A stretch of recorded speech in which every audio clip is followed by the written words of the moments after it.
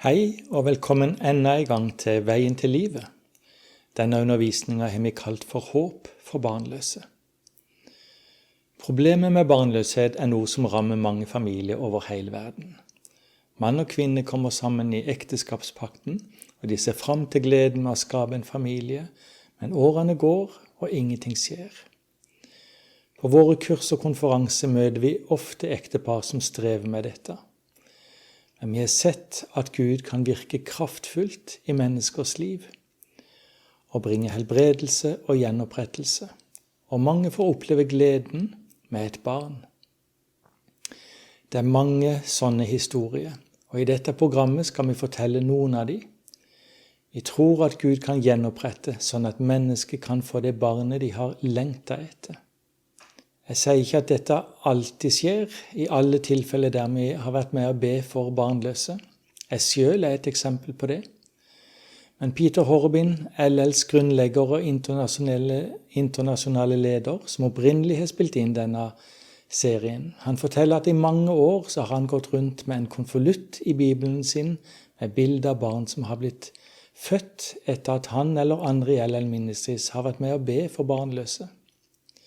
Og bildene har de sendt inn etter at barnet er blitt født, som en følge av at Gud har grepet inn gjennom bønn og helbredelse. Kanskje er noen av dere som ser dette programmet blant disse unge parene som har prøvd å få barn, og lurer på hvorfor ingenting skjer. Kanskje er det også noen som ser på som er med å be for mennesker i sin lokale kirke eller menighet, og kanskje er du usikker på hvordan en kan hjelpe de som kommer til forbønn. Kanskje leter du etter nøkler eller svar på hvordan du kan be. Peter Horbin forteller om en av de første gangene han ba for et par som ikke kunne få barn. Det var helt i begynnelsen av LLs arbeid, og dette paret kom for å søke jobb i LL. De hadde vært gift i 11 år, og ettersom årene gikk, hadde skuffelsene vært mange. De hadde prøvd ulike medisinske tilbud. De hadde vært på undersøkelse på sykehuset, og legene hadde gjort alt de kunne for dem, men allikevel hadde de ikke fått barn. Dette paret søkte altså på jobb i LL Ministries, og siden de ikke hadde barn, så kunne det virke som de passet veldig godt inn på et travelt senter, som LL Grange er. Men da Peter satt og spiste frokost med dem dagen etter intervjuet, begynte han å føle seg skyldig fordi han ville utnytte den situasjonen de var i, at de var barnløse. Noe som for dem var en stor skuffelse. Dette paret hadde kommet dit at de tenkte at Gud ikke ville at de skulle få barn, og at den planen Gud hadde for deres liv, så ville det kanskje ikke være mulig med et barn. De hadde begynt å lage egne forklaringer på barnløsheten. Og her var Peter i ferd med å utnytte denne situasjonen. Da Peter satt og så på dette unge paret, så opplevde han at Gud talte til han og sa, «Du burde be om helbredelse for dem, ikke gi dem en jobb.» Så der ved frokostbordet så snakket han litt med dette paret og fant ut litt om familiebakgrunnen, litt om deres historie. Mens Peter hørte denne historien, så ga Gud han en forståelse av hva som var det egentlige problemet. Og det var en forbannelse av død som var over denne kvinnas livmor, på grunn av at det i hennes generasjonslinje hadde vært involvering i det okkulte.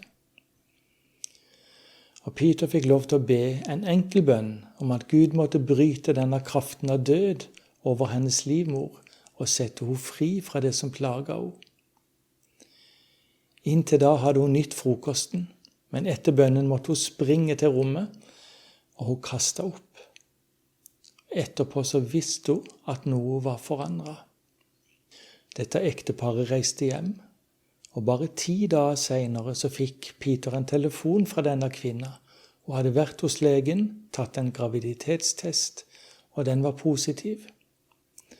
Hun bar et barn, en gave fra Gud, til hun og hennes mann. Og 9 måneder senere fødte hun en jente, og denne jente har nå en bror og en søster. For en gave Gud ga dem. Da de ble bedt for, så satte Gud de fri. Det var det Jesus sa han kom for å gjøre, å sette fanger fri. Noen av de vi har bedt for som har vært barnløse, har vært bundet til fortida, eller vært bundet til problemer og ting som har kommet gjennom generasjonslinja.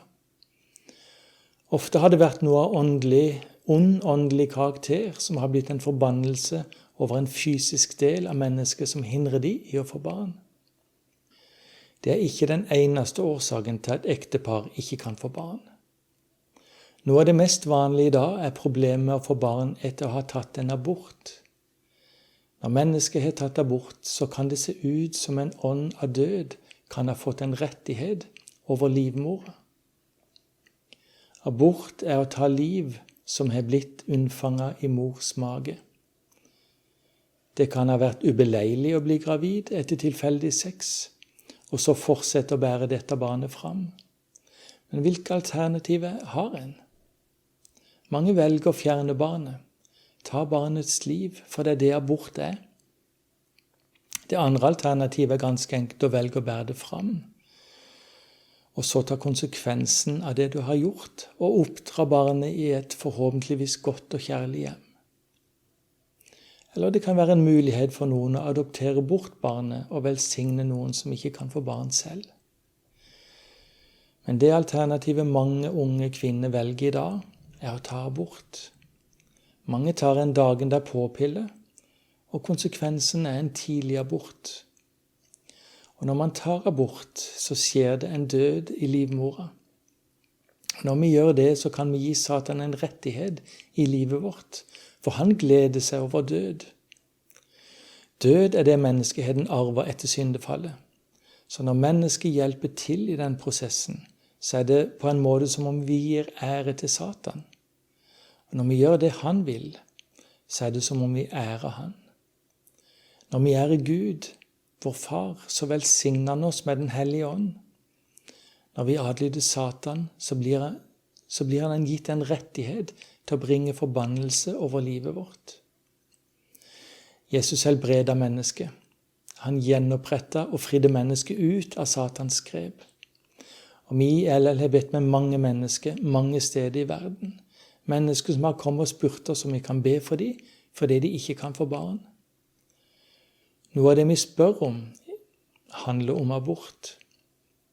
Og dessverre så er det til og med i menighetene veldig vanlig å høre historier om tilfeldige relasjoner. Eller det kan også være i et ekteskap at man har blitt gravid på et ugunstig tidspunkt. Og hva grunnen enn kan være, så bestemmer man seg for å kvitte seg med barnet.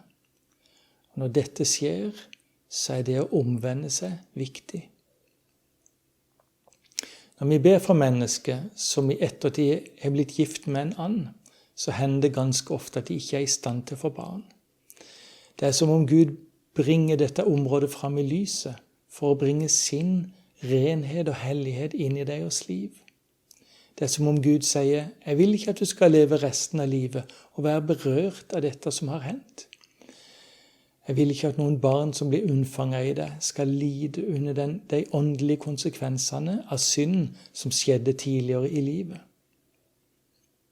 Og noen ganger bruker Gud en sånn situasjon for å gi oss en mulighet til å få et rett forhold til Han og bli renset og satt fri.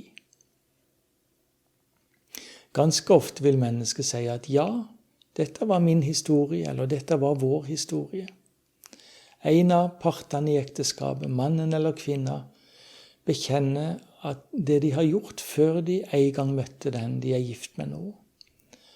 Og når de bekjenner det og synd, og ber Gud om tilgivelse, så ber vi Gud om å bryte det fotfestet eller den innflytelsen som fienden kan ha fått i deres liv. Og igjen ser vi at mennesket blir fridd ut fra fiendens grep, og livene deres blir forvandlet, og de blir helbredet på innsida. Vi vet at for mange mennesker er dette med utfrielse noe de ikke forstår. Og noen ganger kan en i uforstand tale imot det. Og jeg sier bevisst i uforstand, for dette var noe Jesus gjorde. Utfrielse var en del av hans tjeneste. Det er lett å kritisere det en ikke forstår, men allikevel, når vi vandrer i lydighet til det Gud har bedt oss om å gjøre, og i lydighet til misjonsbefalinger som Jesus ga til kirka, så oppdager vi at Jesus utfrir mennesket i den hellige ånds kraft i dag. Og vi kunne ta dere med til forskjellige steder i verden, og møte mødre med en baby i armene, eller med et barn som vokser opp. Og hvem av de ville hatt det barnet i dag, om ikke det var for at Jesus hadde satt de fri? Peter Horobin forteller om et besøk i et land i Øst-Asia, der han ba sammen med en ung pastor og kona. De delte noe av deres personlige historie. Peter ba sammen med dem inn i noen av problemene i deres liv. Og så ba han om at Gud måtte sette denne kvinnas livmor fri. Og Gud helbredet henne, og i ettertid ble hun gravid. Peter kom tilbake til det stedet 5 år senere til et møte med flere pastorer. Og han så en liten jente som sprang rundt der mellom alle pastorene. Og en av disse pastorene kom fram til han og sa at han hadde tatt med sin lille datter for at Peter skulle få møte henne. Og denne pastoren fortalte at han og kona hadde vært gift i 7 år, og de hadde ikke klart å bli gravide. Leger hadde gjort alt de kunne, men Gud hadde satt de fri. Og vi vil nå at du skal møte denne jenta, vårt dyrebare barn. Vi har et kurs i LL som heter Å be for barnløse. Og en dag på et sånt kurs så kom det et ungt par til et av LL-sentrene i England. De kom fra en lokal kirke, og i den kirka var det var en stor menighet, og der var det mange barnløse par. Det var et eldre par i den kirka som tog seg av det unge paret og hadde sendt dem til dette kurset. Og da dette unge paret dro hjem fra kurset, kjøpte de med en kassett med opptakene fra undervisninga. Og den kassetten ga de til det eldre paret som hadde sendt dem. Dette eldre paret hadde vært gift i 18 år. Og da de lyttet til opptaket fra undervisninga, så begynte de å forstå at det var ting i deres liv som trengtes å ryddes opp i. De brakte det fram for Gud i bønn, de ba om tilgivelse, og de ba Gud om å helbrede de og sette de fri fra fiendens makt. Og det tok ikke lang tid for dette paret som hadde vært gift i 18 år uten å få barn, ble gravide, og etter hvert fødte et barn. En Guds gave som de fikk del i gjennom dette opptaket. Gud elsker å gjenopprette og helbrede. Og vi kan velge å la det Gud gjorde gjennom Jesu verk på korset, tilintetgjøre fiendens verk i vårt liv. Og når vi forteller disse historiene om hva Gud har gjort i menneskets liv, så lurer du kanskje på om det er bare noe vi har funnet på. Men jeg kan forsikre deg om at hver eneste historie er sann. Peter Horobin forteller en annen historie, der han ba med en middelaldrende kvinne, og hun kom fram for å bekjenne synd. Gud hadde overbevist henne om synd i forhold til hennes holdning til sin datter, som var yngst av 4. Da de var unge, hadde denne kvinna og mannen hennes veldig dårlig råd, og det var vanskelig for dem å gi de 3 eldste barna det de trengte i oppveksten. Da hun ble gravid med 4. mann, var reaksjonen hennes: «Å nei, dette er det siste jeg ønsker.» Og hun begynte å be om at dette barnet måtte dø i magen. Hun hatet dette barnet hun bar på, og hun ønsket at dette barnet skulle dø, for det ville medføre så mange problemer med ett barn til. Hun så på de 3 andre barna sine og tenkte at dette barnet i magen ville gjøre at de ikke hadde mat nok til de andre 3. Men Gud sparte livet til denne lille jenta, og hun ble født inn i en familie som ikke ønsket henne. Hun ble født inn i en familie der moren hadde ønsket henne dø fra det øyeblikket hun ble unnfanget. Men denne jenta døde ikke. Hun vokste opp og ble voksen. Peter møtte aldri denne datteren. Han møtte bare mora. Og mora hadde hørt undervisninger om aksept og avvisning, og hvordan avvisning skader mennesket. Avviste mennesker trenger helbredelse og gjenopprettelse. Da denne mora hørte undervisninger, så følte hun en dyp skyld Og Den hellige ånd overbeviste henne om den synd og urett som hun hadde gjort mot sin yngste datter. Hvilken rett hadde hun til å hate dette barnet som Gud hadde gitt henne? Gud hadde gitt dette barnet som en gave, selv om omstendighetene var vanskelige. Hun bekjente sin synd, og når vi bekjenner synd, er Gud trofast og rettferdig, og tilgir all vår skyld og renser oss fra all urett, som det står i 1. Johannes brev. Peter sa disse ordene over denne kvinna, og hun gikk og satte seg igjen. Og mens hun gikk tilbake til plassen sin, så talte Gud til Peter og sa, «Du har ikke bedt for datteren.» Og Peter ba denne dama komme tilbake, og ba noe sånn som dette. «Herre, jeg takker deg for den helbredelse du ga til denne kvinna i dag. Og nå ber jeg for hennes datter, som nå er voksen, og jeg ber deg om å sette denne datteren fri fra enhver urein ånd og enhver forbannelse av død som har kommet over henne som en følge av moras gale bønner. Og jeg ber deg, Herre, om å gjenopprette henne, sånn at hva som enn har skjedd med henne i mors mage, som et resultat av moras gale bønner, så må du, Herre, gjøre det ugjort og føre hennes liv tilbake til guddommelig orden. Det var omtrent det Peter ba. 1 år senere var han tilbake i samme by, og han talte på et møte. Og denne kvinna som han hadde bedt for 1 år tidligere, kom springende fram til Peter og sa, «Se, Peter, se!» Og hun viste han et bilde av en liten gutt. «Kan du huske at du ba for meg for 1 år siden?» sa hun. Og så begynte hun å fortelle resten av historien, om hvordan datteren ble gift, og hvordan hun lengtet etter et barn og en egen familie. Hun og mannen hadde vært gift i 14 år uten å få barn. Og kvinna fortsatte. «Etter at du ba for meg for 1 år siden, så ble min datter gravid bare noen uker etterpå.» Og dette bildet er av hennes ganske nyfødte sønn. Da Peter ba denne kvinna om å komme tilbake for at han skulle be for datteren, så hadde han bedt Gud om å sette datteren fri. Peter visste ikke engang at denne datteren var gift, og at hun og mannen hadde bedt om barn i 14 år. Men Gud visste. Og det Gud hadde bedt Peter om, var å be for datteren og sette henne fri fra enhver forbannelse over hennes liv, som moras gale tanke og gale ord og bønner hadde ført til. Og så gjorde Gud resten.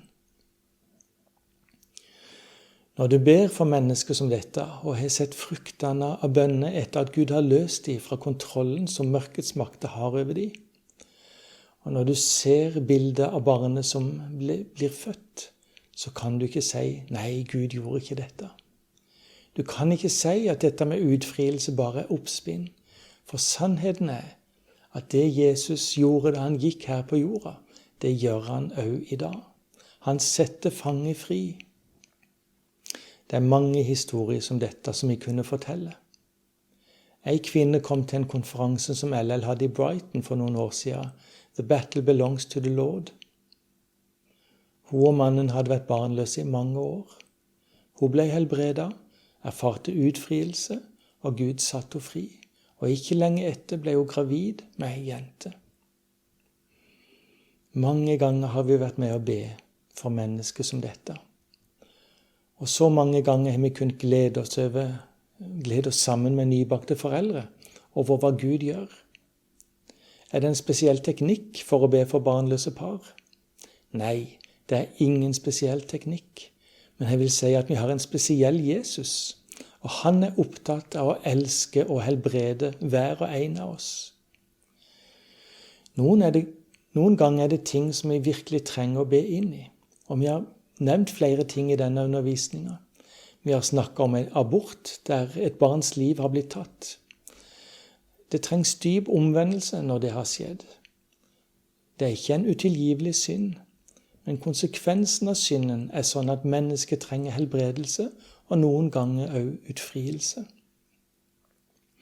Det kan være forbannelse som kommer ned gjennom generasjonslinja. Når mennesket tar imot Jesus som sin frelser, så hater Satan det, og han vil prøve å bruke alt han kan for å forstyrre og ødelegge. Det kan være tidligere seksuelle relasjoner som man trenger å gjøre opp innenfor Gud. Peter forteller om en kvinne som hadde hjertesorg etter mange års ekteskap. Hun fortalte at hun tidligere hadde vært forlovet med en annen mann, og denne mannen brøt forlovelsen. Men før han gikk, så sa han disse ordene: «Du vil aldri få barn med noen annen mann enn meg.» Og disse ordene satte seg fast i hjertet til denne dama, og det ble som en forbannelse av død i hennes liv. Og da hun senere ble forelsket og gifta seg, så var hun ikke i stand til å bli gravid. Og da Peter Horrobin fikk be for henne, og hun omvendte seg fra den synd som var forbundet med det første forholdet, og hun tilga denne mannen for det han hadde sagt, så opplevde hun at Gud satte henne fri, og hun opplevde å bli gravid. Gud helbredet henne og satte henne fri. Det er mange ting det er nødvendig å be spesifikt inn i. Når vi ber med mennesker som ikke har klart å få barn, så er det viktig å lytte til Guds stemme. Vi ønsker ikke på noen måte å anklage mennesker for ting de har gjort. Vi trenger å lytte nøye til deres historie, samtidig som vi lytter til Gud og hører hva han har å si. Og så må vi ta oss av de tingene som kommer fram, ettersom mennesket deler sin historie, og vi må be inn i det Gud legger på vårt hjerte. Vi søker å leve i lydighet til hva Gud har gitt oss å gjøre, og vi søker å leve et gudfryktig og hellig liv. Og Gud ønsker å gi oss liv og kraft ved den hellige ånd, som vi kan bli helbredet og gjenopprettet. Da Jesus for opp til himmelen, sa han at når den hellige ånd kommer over dere, så skal dere fylles med kraft. Og under Jesu autoritet så berører den hellige ånd menneskets liv. Vi kan glede oss og fryde oss over at han gir liv. Hvert barn som blir unnfanget i mors mage, er en gave fra Gud. Jeg vil gjerne oppmuntre alle som hører på denne undervisningen, og kanskje har gitt opp håpet. Kanskje tror dere at på fiendens løgner om at dere aldri kan få et barn. Kanskje kan du finne noen i din lokale kirke som vet hvordan de kan be. Noen som vil forstå disse tingene og hjelpe deg med å gjøre noe med ugudeligheten som kanskje er i ditt liv. Hjelpe deg til å tilgi mennesker som virkelig har såret deg med det de har sagt eller gjort. Hjelpe deg med ting som har kommet gjennom generasjonslinja. Som det står om i 2. Mosebok 20 vers 5, at fedrenes synder hjemsøker barn. Det kan høres forferdelig ut, men den gode nyheten er at Jesus døde på korset for å sette oss fri. Når vi anvender velsignelsene som strømmer mot oss fra Golgata, så kan vi erfare at synd i generasjonslinja blir brutt, og vi kan se at mennesket blir satt fri. Ja, vi ber for mange, mange mennesker som lengter etter barn, og vi gleder oss med dem når Gud hører deres bønn. Om du lengter etter barn i ditt ekteskap, så ber jeg om at det vi her og nå har delt, vil oppmuntre deg til å ransake ditt hjerte, så Gud kan få sin fulle vilje og vei i deg.